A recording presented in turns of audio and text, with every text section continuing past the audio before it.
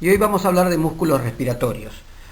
Músculos respiratorios es una charla que no está en la currícula de fisiología respiratoria y la incluimos para aquellos que tengan alguna inquietud especial en este tema.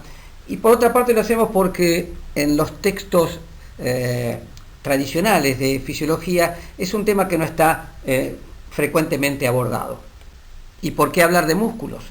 Bueno, hablamos de músculos porque, como vamos a ver, hay una gran cantidad de enfermedades de distinto tipo, algunas neurológicas, otras que comprometen primariamente los músculos, pero decía que esta gran cantidad de enfermedades, la vía final común es el fallo de los músculos respiratorios, y se ve, como vamos a ver, en distintas patologías. Y cuando uno habla de músculos, lo primero que piensa es en lo siguiente. Piensa, decía, en una persona musculosa. Pero hoy vamos a hablar de otros músculos no tan atractivos como los de esta imagen. Y de lo que vamos a hablar entonces hoy son de los músculos respiratorios, fundamentalmente el diafragma. Vamos a hablar algo de los intercostales, vamos a hablar de la prensa abdominal, pero fundamentalmente entonces de músculos respiratorios y su importancia en la fisiología respiratoria. Y el título completo de esta charla es Músculos respiratorios, la bomba vital.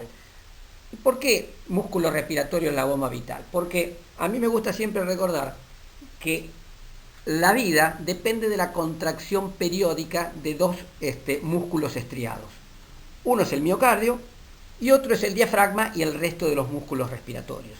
Si por alguna razón el miocardio no se contrae periódicamente o el diafragma no se contrae periódicamente, esto es incompatible con la vida. Por eso el título Músculos respiratorios, la bomba vital.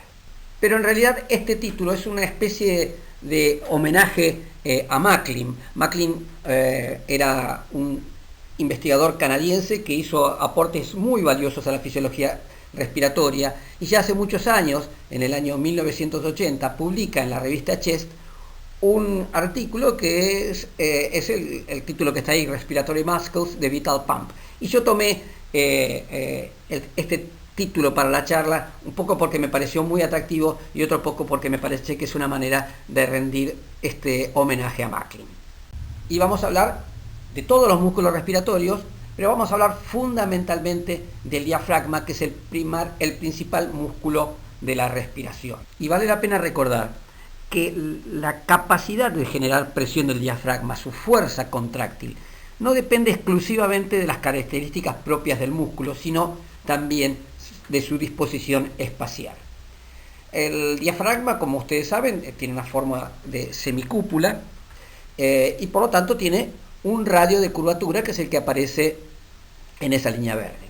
Hay enfermedades que aumentan el volumen pulmonar y que lo que producen es un aplanamiento del diafragma. Por ejemplo, el enfisema. En el enfisema, entonces, el diafragma ya no tiene esa forma de semicúpula, sino que se lo ve mucho más aplanado. Y si está mucho más aplanado, lo que sucede es que su radio de curvatura aumentó significativamente. Y si recordamos a la ley de Laplace, la capacidad de generar presión está relacionada con el radio de curvatura que tiene el diafragma. De modo tal que si el radio de curvatura, por ejemplo, porque tiene una enfermedad como el enfisema que aumenta el volumen pulmonar, decía, si el radio de curvatura aumenta, como se ve en el diafragma rojo, la capacidad de generar presión, como radio y presión son inversamente proporcionales, a mayor radio, menor capacidad de generar presión. Es decir, este diafragma aplanado, por más que las características de la fibra muscular estén intactas, es un diafragma que es capaz de generar menos presión porque se encuentra en desventaja mecánica. Y no solo eso, sino que pierde una zona que se conoce como la zona de aposición del diafragma, y este diafragma aplanado pierde esa zona de aposición. Y la pérdida de aposición diafragmática se traduce en un signo clínico que se conoce como signo de Hoover. El signo de Hoover es la depresión de los últimos espacios intercostales cuando el paciente inspira. De modo tal que si ustedes ven que un paciente cuando inspira tiene depresión de los últimos espacios intercostales, Eso se conoce como signo de Hoover y les hace pensar que el diafragma está aplanado. Y si el diafragma está aplanado, es un diafragma que por más que las características propias del músculo que lo componen estén indemnes, es un diafragma que va a poder generar menos presión porque tiene mayor radio de curvatura. Y con respecto a otros músculos respiratorios, cabría preguntarse, ¿todos los I son E y todos los E son I? Esto que parece un juego de palabras, en realidad alude a lo siguiente. Ustedes saben y han estudiado que los músculos intercostales internos son expiratorios y que los músculos intercostales externos son inspiratorios. Entonces la pregunta que uno se haría es, ¿todos los I son E? Es decir, ¿todos los internos son expiratorios? ¿Y todos los intercostales externos son inspiratorios? Quizá para alguno de ustedes la respuesta es clara y esto sea más o menos como descubrir la pólvora. Pero quizá algunos ignoran que no siempre los intercostales internos son expiratorios y no siempre o no todos los intercostales externos son inspiratorios. De modo que el grupo paraesternal de los intercostales internos funcionan como músculos inspiratorios, son los que están en azul en este esquema. Entonces, hay un grupo de intercostales internos que tienen función inspiratoria. Y lo mismo pasa con los intercostales externos, que mayoritariamente son inspiratorios, pero hay un grupo caudal ventral de los músculos intercostales externos que están en color dorado, que tienen función como músculos expiratorios. Entonces, como conclusión, la mayoría de los intercostales internos son expiratorios, pero hay un grupo de intercostales internos que tienen función inspiratoria. Y la mayoría de los intercostales externos son inspiratorios, pero hay algunos intercostales externos que son expiratorios. Ahora bien, los músculos respiratorios y el diafragma en particular están compuestos por distintos tipos de fibras musculares. Y estos tipos de fibras musculares se dividen en tres: tipo 1, tipo 2A y tipo 2B. ¿Cuáles son las características principales? Y en esto nos vamos a detener de cada una de ellas. Las fibras musculares de tipo 1 son fibras que tienen una velocidad de acortamiento bastante pobre, es decir, se contraen lentamente, pero son extremadamente resistentes a la fatiga, muy resistentes a la fatiga. Y corresponden, en una persona normal, el 45% de las fibras contráctiles. Entonces, fibras tipo 1, el 45% de las fibras de corta velocidad de acortamiento, es decir, se contraen lentamente, pero son extremadamente resistentes a la fatiga. ¿Qué pasa con las fibras tipo 2A? Son más o menos parecidas a las tipo 1. ¿Por qué? Porque las fibras tipo 2A tienen una velocidad de acortamiento un poquitito superior a las tipo 1, tienen bastante resistencia a la fatiga, pero son un poco menos resistentes que las tipo 1, y conforman cerca del 40% de las fibras musculares. Es decir, entre las fibras tipo 1 y tipo 2A, fíjese que tenemos casi el 85% de las fibras del diafragma. Es decir, casi el 85% de las fibras del diafragma son o muy resistentes o bastante resistentes a la fatiga. Y esto tiene una importancia fisiológica enorme. ¿Por qué? Porque cuando un músculo se fatiga, y de esto vamos a hablar un poco más adelante, pierde fuerza de contracción, ¿de acuerdo? Y si mi diafragma pierde fuerza de contracción, yo hipoventilo y la hipoventilación me puede llevar a una situación muy complicada y terminar en la muerte.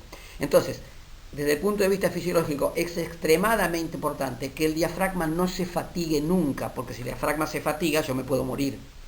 Y esa es la razón por la cual casi el 85% de las fibras musculares del diafragma son muy resistentes a la fatiga o son bastante resistentes a la fatiga. Es decir, es imposible que en situaciones fisiológicas el diafragma pueda fatigarse porque la mayoría de las fibras que los componen son resistentes a la fatiga. Y hay un tercer tipo de fibras que son bastante distintas a las anteriores, que es el tipo de fibras tipo 2B. Y a diferencia de las anteriores, las fibras 2B tienen una gran velocidad de acortamiento, pero así como tienen una gran velocidad de acortamiento, tienen una muy escasa resistencia a la fatiga.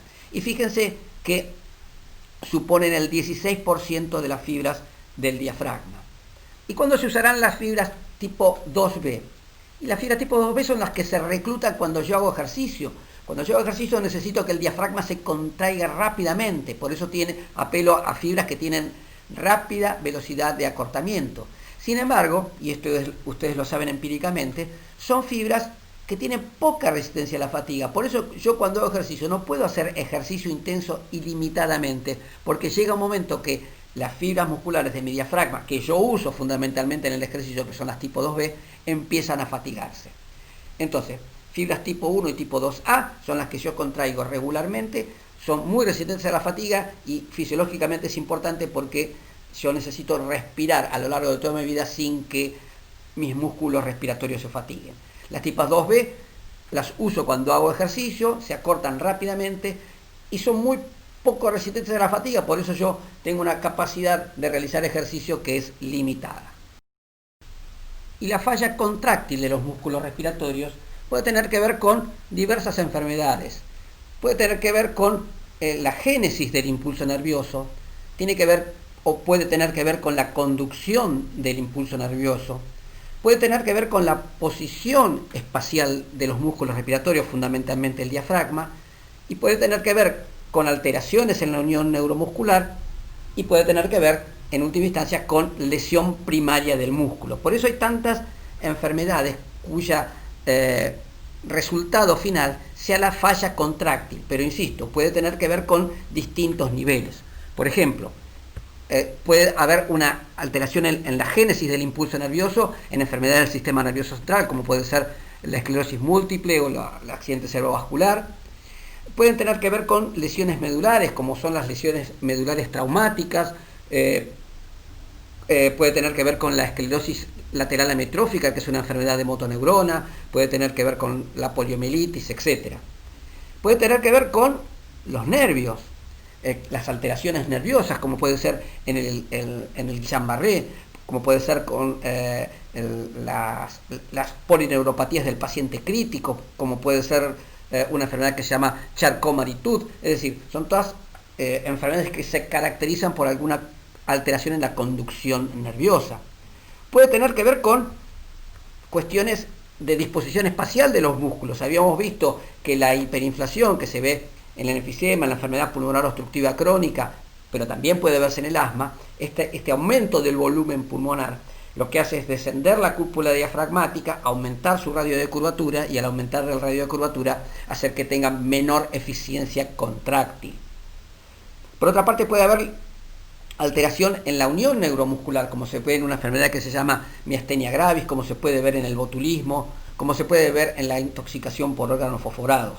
Y por último, puede haber una lesión primaria del músculo, alteración primaria en el músculo, como se ve en las distrofias musculares, como se ve en las miositis, en el uso crónico de glucocorticoides, etc. Es decir, hay un amplio abanico de enfermedades que pueden ser de la generación del impulso nervioso, de la conducción del impulso nervioso, de la disposición espacial de los músculos, de la unión neuromuscular o del músculo propiamente dicho, y todas estas enfermedades, la vía final común o el resultado final va a ser que los músculos respiratorios se contraigan inadecuadamente.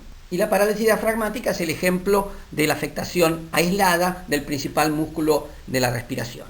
Cuando hay parálisis de un hemidiafragma o debilidad diafragmática, hay varias maneras de diagnosticarlo, pero una de ellas es el empleo de la espirometría. Y acá tienen dos curvas flujo-volumen, una en verde y una en azul. La curva flujo-volumen verde tiene una capacidad vital mayor que el azul, lo vamos a ver ahora numéricamente. Fíjense que la curva flujo-volumen verde tiene una capacidad vital de 1,91 litros y la curva azul tiene una capacidad vital de 1,55 litros. Bueno, estas dos curvas flujo-volumen fueron hechas una con el paciente sentado y otra con el paciente acostado. ¿Cuál corresponderá entonces? ¿Qué curva flujo-volumen corresponderá al paciente sentado y cuál de ellas al paciente acostado? Si ustedes pensaron que la curva flujo-volumen del paciente sentado es la verde y la curva flujo-volumen del paciente acostado es la azul, pues están en lo cierto. Cuando una persona tiene debilidad diafragmática o parálisis de un hemidiafragma, cuando se acuesta le cae la capacidad vital. Fíjense que en este ejemplo le cayó de 1,91 litro a 1,55 litro. Y esto tiene una explicación que es bastante lógica. Cuando yo me acuesto, las vísceras abdominales, a favor de la fuerza de gravedad, empujan y desplazan al diafragma.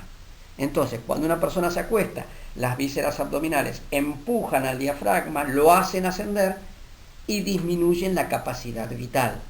Esto en condiciones normales no pasa porque el diafragma, por su tono de contracción, impide ser elevado por las vísceras diafragmáticas. Pero si el diafragma está débil o tengo una parálisis diafragmática unilateral, cuando yo me acuesto, las vísceras abdominales empujan al diafragma y disminuyen la capacidad vital.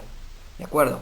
Entonces, si yo hago una curva flujo-volumen con un paciente sentado y después la hago acostado y la capacidad vital cae más de un 15%, en este caso fíjense que cayó un 19%, una caída mayor al 15% es significativa y debe hacernos pensar que esa persona tiene una parálisis de un hemidiafragma o que tiene debilidad o disfunción diafragmática. Y ahora, ¿qué sucederá si la parálisis diafragmática es bilateral? En el ejemplo anterior hablamos de debilidad o disfunción diafragmática o parálisis de un hemidiafragma. Ahora, si están ambos diafragmas totalmente paralizados, ¿qué es lo que pasa? Bueno, va a pasar algo similar, pero de mucha mayor magnitud. Fíjense, ahí tenemos una curva flujo-volumen en verde y una en azul.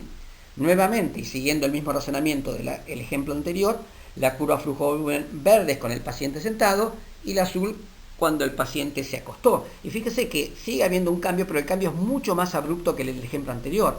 El paciente cuando está sentado tiene una capacidad vital de 3 litros 16 y cuando se acuesta cae a 1,72 litros.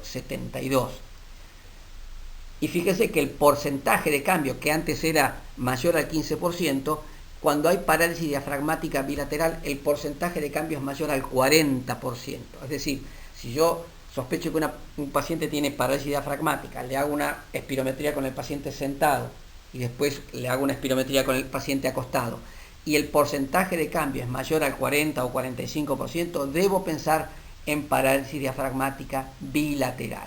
Por supuesto, la parálisis diafragmática tiene un correlato clínico. Fíjense que en el esquema superior, que es un paciente normal, cuando yo inspiro, se observa un desplazamiento de la pared anterior del tórax y de la pared abdominal que es sincrónico y en el mismo sentido. Cuando yo inspiro, desplazo en sentido anterior mi pared torácica, el diafragma desciende, aumenta mi presión abdominal y por lo tanto la pared abdominal va en el mismo sentido que la pared torácica. En cambio, cuando yo tengo parálisis diafragmática, lo que voy a tener es un movimiento paradojal del abdomen, es decir, mientras que la pared anterior del tórax va en sentido anterior, la pared abdominal se deprime, van en sentido opuesto, hay una paradoja abdominal, ¿de acuerdo? Y este es el signo clínico que uno ve cuando un paciente tiene una parálisis diafragmática. ¿Y qué es lo que pasa en las enfermedades neuromusculares? Bueno, en las enfermedades neuromusculares, a diferencia de la parálisis diafragmática, es que afectan no solo la contracción del diafragma, sino del resto de los músculos, intercostales, abdominales, el resto de los músculos estriados del organismo. Pero el comportamiento espirométrico va a ser muy similar al de la parálisis diafragmática. Y aquí tenemos nuevamente dos espirometrías, una roja y una negra, donde hay una caída en la capacidad vital entre una y otra. Fíjense que la curva negra tiene una capacidad vital de 1,59 litros y la curva roja tiene una capacidad vital de 1,91 litros. Nuevamente, la curva de mayor volumen, que es la roja, estando el paciente sentado. Cuando el paciente se acuesta, las vísceras abdominales hacen presión sobre un diafragma que está débil y disminuyen la capacidad vital. Y fíjense que esa caída es mayor al 15%. El 15% era lo que un cambio necesario para considerar que fuera significativo. O sea que este paciente que tiene enfermedad neuromuscular, cuando yo le hago una capacidad vital sentado y después lo acuesto, la capacidad vital le va a caer más de un 15%, 20% en este ejemplo. Pero fíjense que tiene otra característica la curva flujo-volumen del paciente neuromuscular, que es la caída en el flujo expiratorio pico. Fíjense que el flujo expiratorio pico, que tendría que estar casi en 7 litros por segundo, que es el circulito verde que está arriba de todo, está mucho más bajo, o sea que está en menos de la mitad del flujo expiratorio pico. ¿Y por qué cae el flujo expiratorio pico en los pacientes que tienen patología neuromuscular? Y cae porque el flujo expiratorio pico es, recordarán de la charla de espirometría, es un parámetro espirométrico en la curva flujo-volumen que es muy esfuerzo dependiente. Si yo hago mucha fuerza aumenta, si yo hago poca fuerza disminuye, porque está en la zona esfuerzo dependiente de la curva flujo-volumen.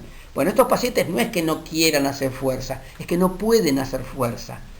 Tienen debilidad de la prensa abdominal, tienen poco esfuerzo expiratorio y por eso tienen flujo expiratorio pico bajo, porque el flujo expiratorio pico es una prueba muy esfuerzo dependiente y estos pacientes no tienen fuerza en los músculos expiratorios.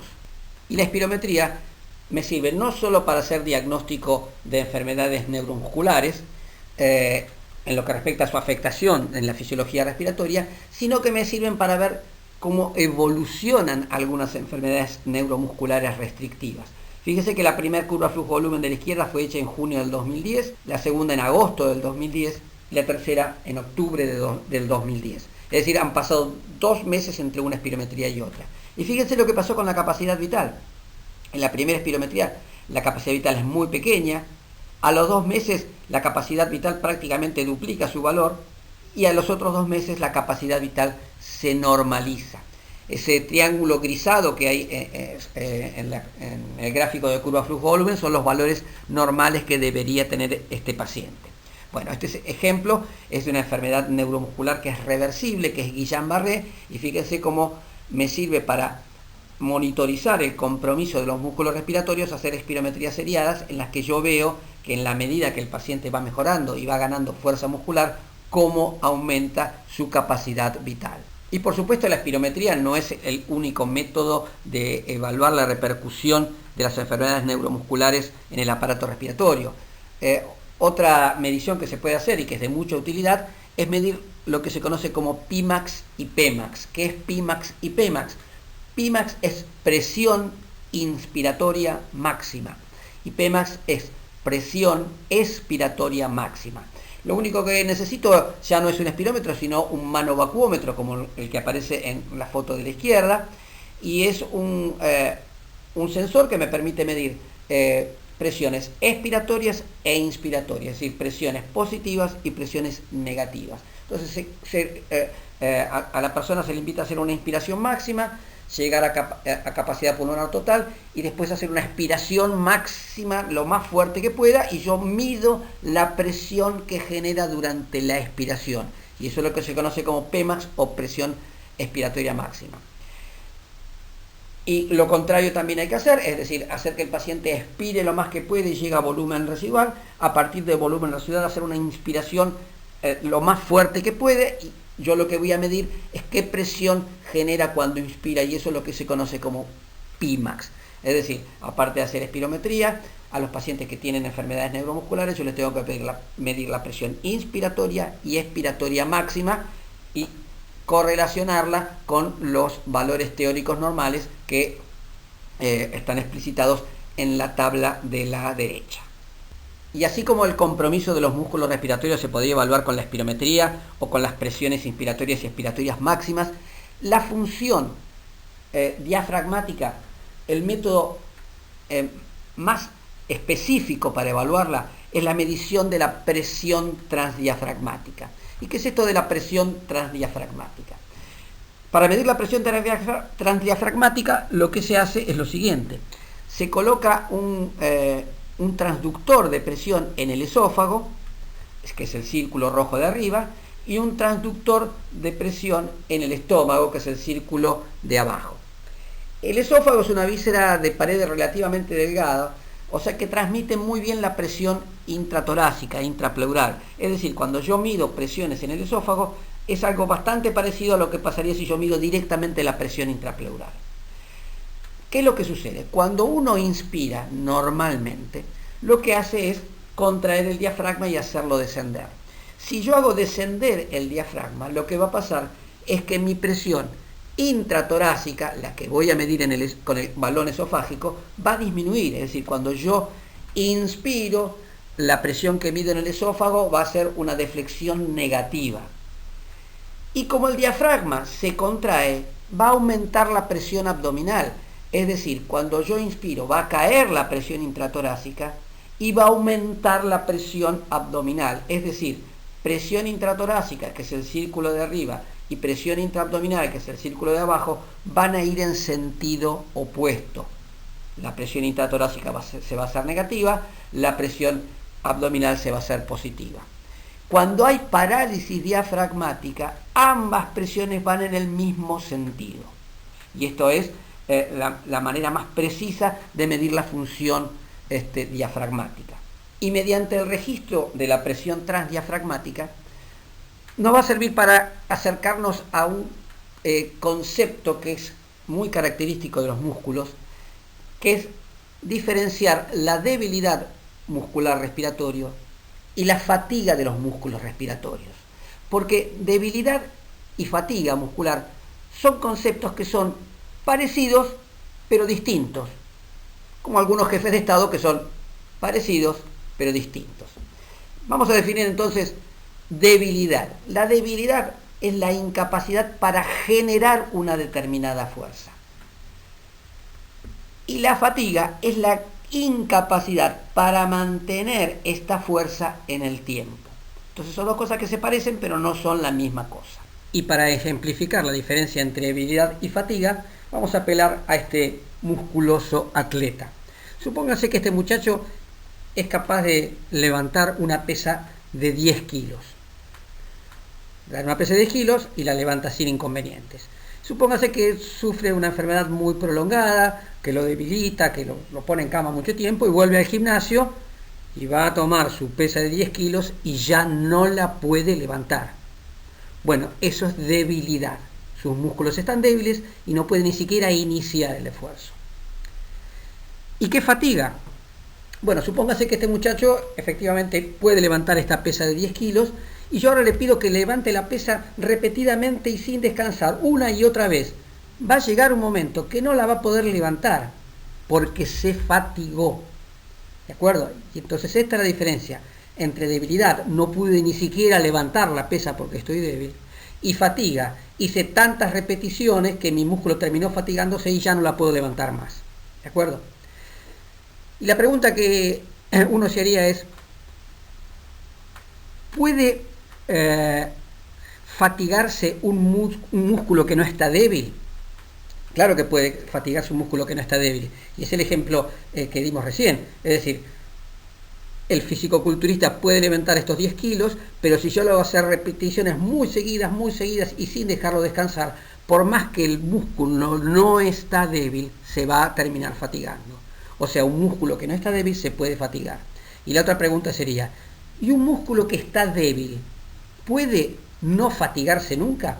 También, supóngase que este muchacho que levantaba esa pesa de 10 kilos tuvo una enfermedad, quedó débil, le doy la pesa de 10 kilos, no la puede levantar, pero ahora yo le doy, en vez de una pesa de 10 kilos, una pesa de 200 gramos. La pesa de 200 gramos la va a poder levantar. Entonces yo le voy a pedir que levante esa pesa de 200 gramos, que la baje, lo dejo descansar un rato, se la vuelvo a hacer a subir, vuelve a bajar, lo dejo descansar otro rato.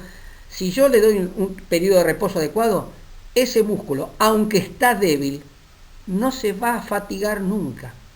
Entonces, la clave entre fatiga y debilidad es la siguiente. Un músculo, por más que esté débil, si yo le doy tiempo de reposo, no se va a fatigar nunca. Ahora bien, si un músculo yo le doy una carga de trabajo superior a lo que puede desarrollar, no lo va a poder hacer porque se va a debilitar. Y el índice que explora la capacidad contráctil del diafragma y su posibilidad de fatigarse es el índice de tensión-tiempo del diafragma.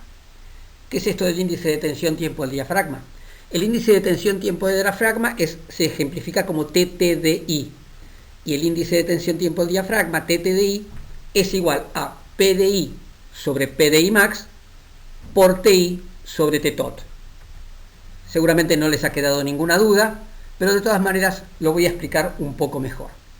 ¿Qué es esto de PDI, PDI max? PDI, la presión transdiafragmática.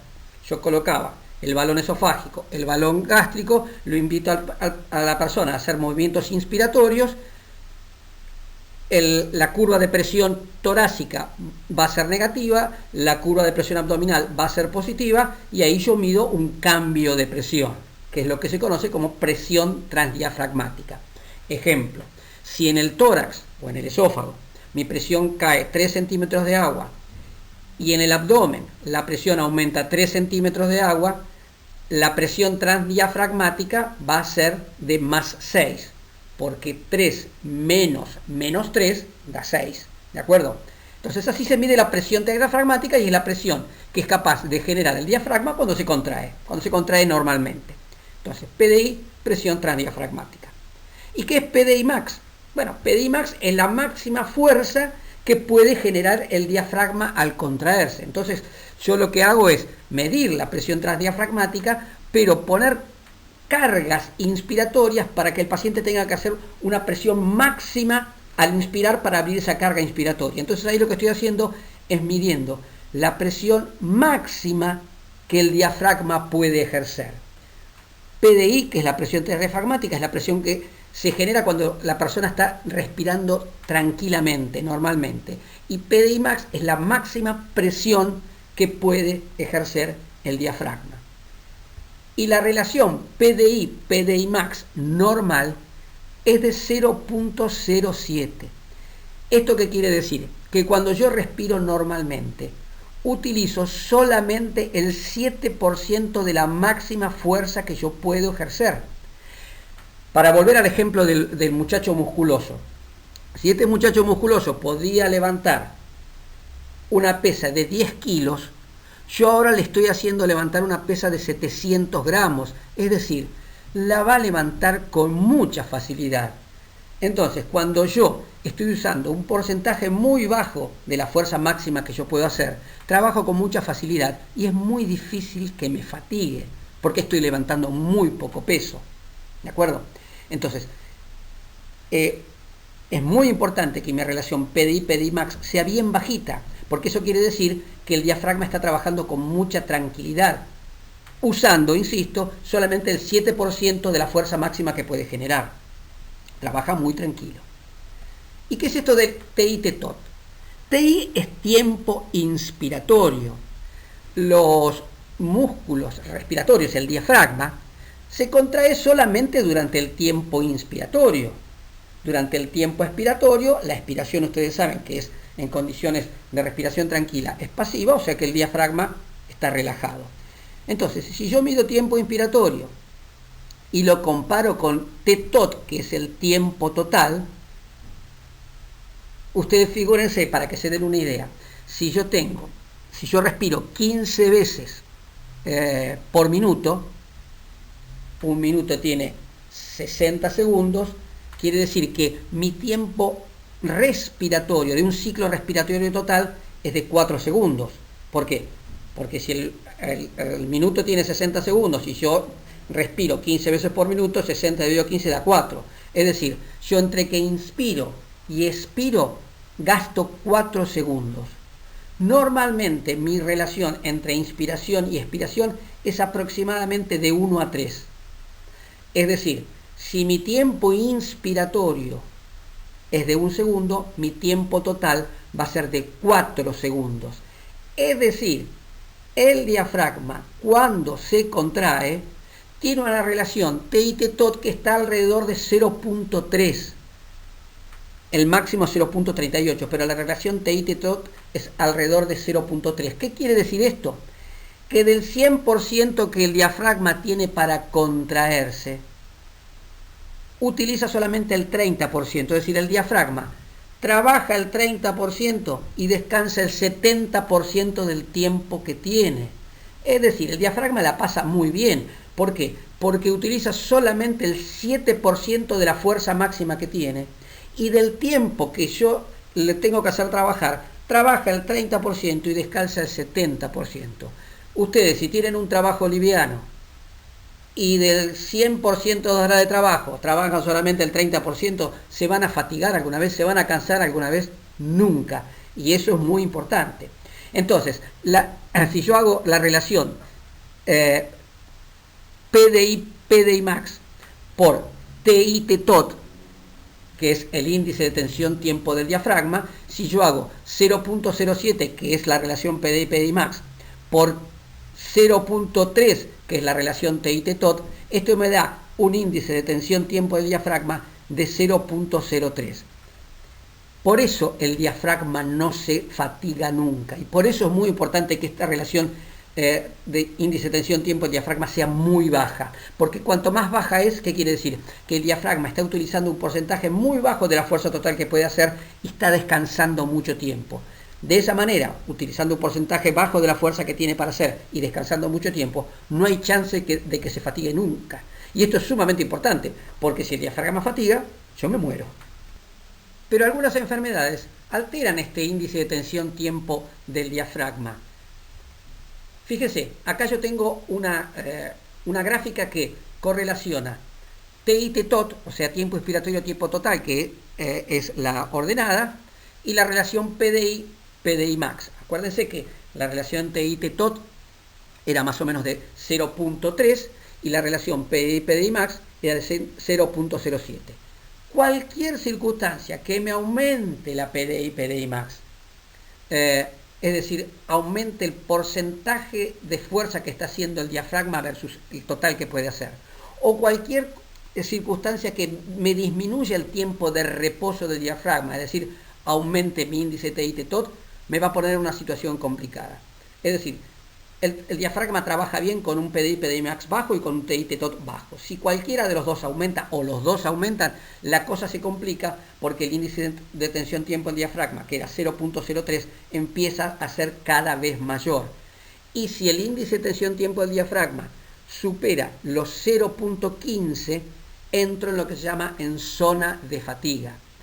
Si mi índice de tensión tiempo del diafragma es inferior a 0.15, yo voy a poder seguir respirando sin mayor riesgo de fatiga. Pero si el índice aumenta de 0.15, en algún momento me voy a fatigar, o porque estoy usando el diafragma, está haciendo mucha fuerza, o porque el diafragma está descansando poco.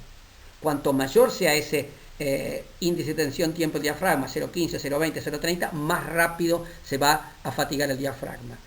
Pero insisto, un índice de tensión del tiempo del diafragma mayor a 0.15 quiere decir que ese diafragma en algún momento se va a fatigar, o porque está haciendo mucha fuerza o porque está descansando poco.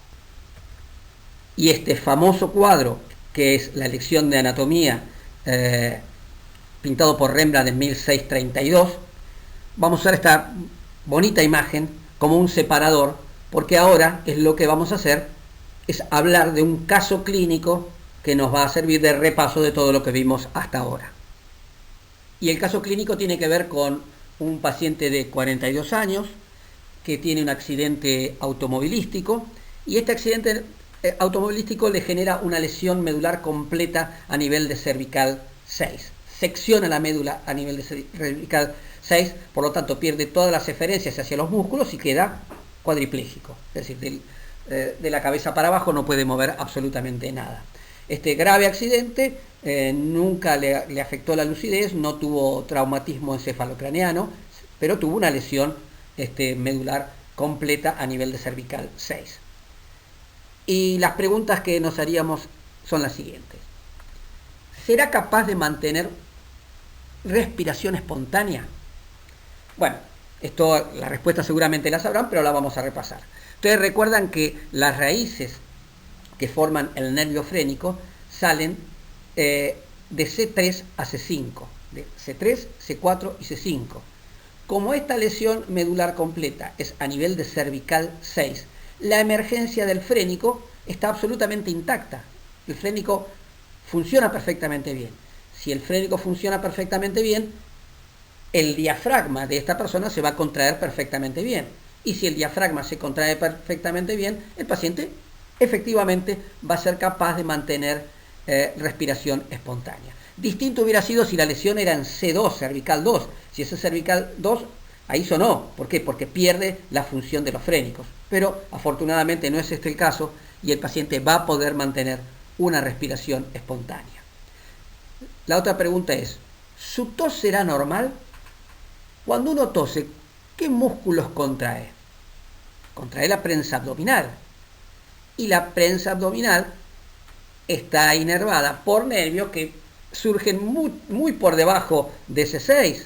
¿De acuerdo? Entonces, todos esos nervios están afectados porque la lesión medular completa es en C6. Es decir, este paciente no tiene posibilidad de contraer la prensa abdominal.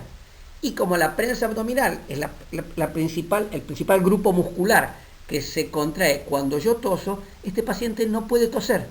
O sea que su tos va a ser completamente inefectiva. La otra pregunta es, ¿qué músculos respiratorios tendrá afectados? En realidad es más fácil contestarla de otra manera, es ¿qué músculos respiratorios todavía le funcionan? Vimos que le funciona el diafragma, le van a funcionar varios accesorios, el escaleno, el trapecio, el esternocleidomastoideo, y los demás músculos respiratorios no funciona ninguno. No funcionan intercostales internos, no funcionan intercostales externos, no funciona la prensa abdominal, ¿de acuerdo? Por el nivel de la lesión medular. Y la última pregunta que yo les haría es, ¿qué pruebas diagnósticas desde el punto de vista respiratorio se deberían hacer? Y si ustedes retroceden un poquitito en esta charla, recordarán que vimos que la espirometría tenía importancia en la evaluación de estos pacientes, vimos que la medición de las presiones inspiratorias y expiratorias máximas también tenían un lugar relevante. Y bien, en función de estas pruebas que vamos a hacer, yo haría las siguientes preguntas. ¿Cómo esperan que sea la capacidad vital forzada? Si recordamos la charla de espirometría, la capacidad vital forzada era la suma del volumen corriente más el volumen de reserva inspiratorio más el volumen de reserva expiratorio. El volumen corriente puede ser que este paciente, o puede ser no, el paciente lo va a tener conservado porque el diafragma se contrae normalmente, la inspiración es activa por contracción diafragmática, el diafragma le funciona bien, la expiración es pasiva, el volumen corriente es normal. Ahora, ¿cómo les parece que va a estar el volumen de reserva expiratorio? El volumen de reserva expiratorio necesita de la contracción de músculos expiratorios. Y los músculos expiratorios son fundamentalmente la prensa abdominal y en menor parte los intercostales internos. Ni prensa abdominal ni intercostales internos funcionan, por lo tanto su volumen de reserva expiratorio va a ser muy bajo. Y si el volumen de reserva expiratorio es muy bajo, la capacidad vital forzada también lo será, porque un componente de la capacidad vital forzada es el volumen de reserva expiratorio. Entonces, la capacidad vital forzada en estos pacientes cae, es menor. ¿Cómo será el volumen expiratorio forzado en el primer segundo? Y el volumen expiratorio forzado en el primer segundo también involucra músculos expiratorios. Por lo tanto, el volumen expiratorio forzado en el primer segundo también va a ser bajo. Así como cayó la capacidad vital forzada, va a caer el volumen expiratorio forzado en el primer segundo. Pero ¿cómo va a ser su relación BEF/1 capacidad vital forzada? Como el BEF/1 cae por los mismos motivos que cayó la capacidad vital forzada, es decir, porque no tengo músculos expiratorios y me cae fundamentalmente mi volumen de reserva expiratorio, como la caída de capacidad vital forzada y del volumen expiratorio forzado es sincrónica, es parecida, la relación entre ambos es normal, va a ser mayor al 70%, salvo que el paciente, aparte de tener una lesión medular, tenga una patología obstructiva, pero si no la tiene, como capacidad vital forzada cae en la misma magnitud que volumen expiratorio forzado en el primer segundo, la relación BEF/1 capacidad vital forzada del paciente con trauma raquimedular alto es normal, o sea, mayor al 70%. Insisto, salvo que tenga alguna enfermedad agregada de tipo obstructivo. ¿Cómo será su flujo expiratorio pico? El flujo expiratorio pico vimos que dependía de la fuerza de los músculos expiratorios, entre otras cosas. Y los músculos expiratorios están prácticamente sin contracción. ¿Por qué? Porque la lesión medular es a nivel de cervical 6 y quedó sin actividad todos los músculos que inervan a la prensa abdominal. O sea que no cabe duda que si no tengo músculos expiratorios, el flujo expiratorio pico, que recordamos es una prueba muy esfuerzo dependiente, necesariamente tiene que ser bajo. ¿Cómo será su PIMA, su presión inspiratoria máxima? Si uno lo responde rápido, diría, bueno, si el diafragma está indemne, porque la lesión está arriba de la emergencia de los, por debajo de la emergencia de los frénicos, la Pimax debería ser normal, porque el diafragma se contrae normalmente. Lo que pasa es que la Pimax depende no solo de la contracción del diafragma, sino de la contracción de los otros músculos inspiratorios, como son, por ejemplo, la mayoría de los intercostales externos y algún intercostal interno. Entonces, si a mí me funciona bien el diafragma, pero no me funcionan el resto de mis músculos inspiratorios, mi Pimax va a caer un poco, ¿de acuerdo? Pero distinto va a ser lo que pase con la Pmax, porque para la Pmax, presión expiratoria máxima, yo necesito músculos expiratorios y aquí sí mis músculos expiratorios prácticamente no funcionan. Es decir, la Pmax va a caer muchísimo más de lo que cae la Pimax. ¿Por qué? Porque la Pmax se basa en músculos que yo ya prácticamente no tengo posibilidad de contraer. ¿Variará su capacidad vital forzada al adoptar el decúbito dorsal?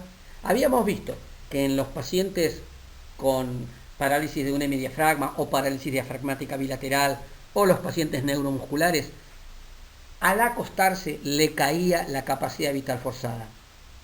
¿Pasará lo mismo acá? Vamos a esperar un poquito para responderlo. De ser así, ¿en qué sentido? Lo vamos a responder después. Y la otra pregunta sería, ¿se modificará su capacidad vital forzada en caso de que esté afectada con el paso de los meses? Bueno, estas tres preguntas las vamos a contestar a continuación. Y ahora vamos a ver entonces una espirometría de este paciente con su trauma raquimedular que tuvo una lesión completa a nivel de cervical 6. Bueno, ahí es la curva flujo-volumen. Fíjese que tenemos una curva flujo-volumen en verde, cuya capacidad vital es un poco mayor a la otra curva flujo-volumen que es de color celeste. Pero vamos a ver los datos numéricos. Fíjense que la curva flujo-volumen de color verde tiene una capacidad vital de 1,28 litros y la curva flujo-volumen de color celeste tiene una capacidad vital de 1,05 litros y tuvo un porcentaje de cambio del 18%, recordando que más de 15% era significativo. Y también a este paciente se le midieron las presiones estáticas máximas, Pimax y Pmax. Su Pimax era de 49 y su Pmax de 18, para que ustedes tengan idea de la magnitud de esto. Normalmente la Pimax es, para una persona de 42 años, es un poco más de 100 centímetros de agua, o sea que tiene una Pimax que le cayó a la mitad. Por lo que yo les decía antes, porque si bien le funciona el diafragma, no le funcionan los otros músculos inspiratorios. Pero fíjese lo que pasó con la Pmax. La Pmax teórica para este paciente es mayor a 150 centímetros de agua. Es decir, tuvo una caída terrorífica de la Pmax, enorme. Fíjense que tiene una Pmax que es un poco más del 10% de lo que tendría que tener. Y eso tiene que ver porque los músculos expiratorios se ven mucho más afectados en este tipo de lesiones medulares. Ahora bien, de estas dos espirometrías, la azul que tiene una capacidad vital mayor que la celeste, ¿cuál será la del paciente en posición sentada y cuál será la del paciente en posición acostada? Ustedes recuerdan que los pacientes neuromusculares cuando acostaban empeoraban su capacidad vital. ¿Qué pasa con los pacientes con trauma raquimedular? Para hacer un poquito más complicada la cosa pasa exactamente lo opuesto. El paciente con trauma raquimedular, cuando se acuesta, mejora su capacidad vital. ¿Y esto a qué se debe? Y este comportamiento se debe a lo siguiente. Cuando yo a un paciente lesionado medular lo acuesto, le pasa lo mismo que al paciente neuromuscular o paciente con parálisis diafragmática. Las vísceras abdominales le empujan el diafragma hacia arriba. Pero la diferencia estriba en que a diferencia del diafragma del paciente neuromuscular, este diafragma se puede contraer perfectamente bien, no perdió fuerza contráctil. Entonces, cuando yo a este paciente lo acuesto, las vísceras abdominales lo empujan hacia el tórax, y si lo empujan hacia el tórax, aumentan su cúpula, es decir, hacen que su radio de curvatura pase del diafragma que está en rojo al diafragma que está en verde. ¿Qué pasó con el diafragma que está en verde? ¿Cómo es su radio de curvatura? Su radio de curvatura es menor. Y su radio de curvatura es menor y el diafragma tiene sus capacidades contráctiles indemnes, ¿qué va a pasar con la capacidad de generar presión? Su capacidad de generar presión va a ser mayor. Entonces, al paciente lesionado medular, cuando yo lo acuesto, le pasa lo mismo que al paciente con debilidad muscular. Le elevo el diafragma, pero como este es un diafragma que se puede contraer, al disminuirle el radio de curvatura, le doy la posibilidad de generar más presión. Por eso su capacidad vital aumenta cuando lo acuesto, a diferencia del neuromuscular, que como recordarán, al acostarlo empeoraba. Es decir, el lesionado medular funciona exactamente al revés que el paciente con debilidad diafragmática o enfermedad neuromuscular. El lesionado medular, yo lo acuesto, le disminuyo el radio de curvatura del diafragma y es un diafragma que se va a poder contraer mejor. Y la última pregunta a contestar era, el lesionado medular, que va a tener capacidad vital forzada baja, a lo largo del tiempo, ¿se va a quedar igual? ¿Va a empeorar? ¿Va a mejorar? No habría ningún motivo para pensar que empeore. Pero, ¿les parece que este paciente puede mejorar? ¿O lo lógico es pensar, bueno, ya tiene lesionada la columna, no habría motivos para que mejore? Bueno, vamos a ver cuál es la respuesta. Fíjense, curva flujo-volumen de un lesionado medular y curva flujo-volumen del mismo lesionado medular. Esta primer curva flujo-volumen fue hecha en julio del 2008 y esta en octubre del mismo año. Es decir, pasaron 3 meses entre una y otra. Y fíjense, claramente no es la misma curva flujo-volumen. Fíjense cómo aumentó la capacidad vital, cómo es bien distinta la curva de la izquierda que de la derecha. De hecho, la capacidad vital en julio en este paciente era de 0,64 y en octubre es de 1,35 litros. Duplicó la capacidad vital en 3 meses. Y la pregunta es, ¿y cómo puede ser que haya mejorado? Bueno, estos pacientes mejoran por 2 cosas. Primero, porque estos pacientes pueden entrenar el diafragma. El diafragma, como cualquier músculo estirado, se puede entrenar. Y estos pacientes se los puede entrenar con algunos dispositivos de resistencia para que el paciente tenga que hacer cierta fuerza para inspirar, y eso entrena su diafragma y el músculo entrenado funciona mejor. Esa es una de las razones por las cuales mejora. Y la otra razón es la siguiente. Cuando uno tiene una lesión medular, inicialmente todos los músculos del organismo que pierden inervación están absolutamente hipotónicos. No solo no se contraen, sino que no tienen tono muscular. Entonces, ¿qué es lo que pasa? En la etapa aguda del accidente, cuando el paciente inspira y el diafragma baja, la presión intratorácica se hace subatmosférica y como los intercostales están absolutamente hipotónicos, no fijan la caja torácica. Entonces, desciendo el diafragma, disminuyo la presión en el tórax y me chupo la caja torácica. La caja torácica, en vez de ir para afuera, se va para adentro. Entonces le resta eficiencia a la contracción del diafragma y puede mover poco volumen. Con el correr de los meses, espontáneamente, todos los músculos del organismo empiezan a ganar tono. Empiezan a ganar tono muscular, dejan de estar hipotónicos. Entonces los intercostales, si bien no se van a poder contraer, como tienen más tono, fijan la pared torácica y cuando yo inspiro ya no se chupan la pared torácica. La dejan fija y eso contribuye a que la capacidad vital aumente. Entonces, por entrenamiento diafragmático y por el aumento del tono en los intercostales que fija la pared torácica y evita que sea desplazada hacia adentro cuando yo inspiro, esas son las 2 razones por las cuales con el correr de los meses la capacidad vital del lesionado medular mejora. Y con esto terminamos la charla y ya que hablamos todo el tiempo de músculo, nos vamos a despedir con más músculos, 2 tremendos musculosos. Y si llegaron acá, realmente les tengo que agradecer porque soportaron estoicamente una charla de un tema que habitualmente no se da en los teóricos clásicos tradicionales de fisiología respiratoria, y insisto, si llegaron hasta acá es porque realmente el tema les ha interesado y eso de alguna manera nos llena de orgullo. Bueno, nos veremos en futuras charlas.